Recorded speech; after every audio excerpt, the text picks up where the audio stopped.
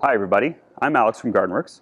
We're getting a lot of people in the garden center who are interested in starting growing their own food.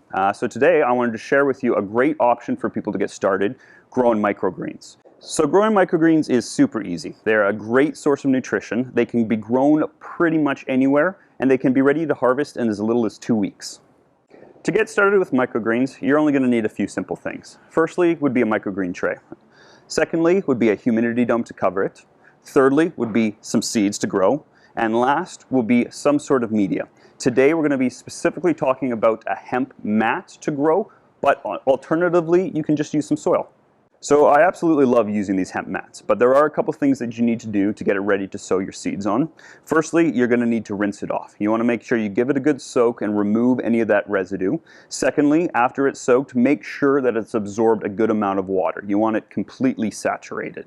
You know that when the color changes to a darker brown from the lighter tan, that the mat is good and saturated. With our hemp mat ready to go, it's time to start sowing our seeds.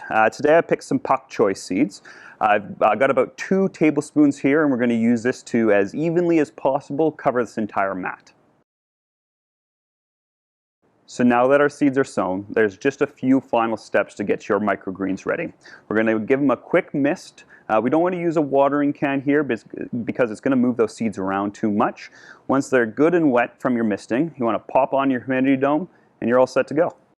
So the next step might seem a little bit counterintuitive to some, but what you want to do is actually stick these guys in the dark. Find yourself a nice warm spot in a bedroom closet or a utility closet, because that's going to be the best spot to get these to germinate. Keeping them in the dark will mean that they're going to have a much longer and more tender stalk, leading to a much tastier microgreen. After a couple of days in the dark, you're going to start to notice your seeds sprouting. They're going to look a little bit weird at first. Honestly, they're going to look a bit yellow, maybe a little bit white, but that's just because they haven't started photosynthesizing and producing chlorophyll yet. That time is the perfect time to take them out of the dark and get them into the light. Once they're in the light, they'll start activating that chlorophyll production immediately. They'll turn beautifully green, and at that point, you're ready to start harvesting.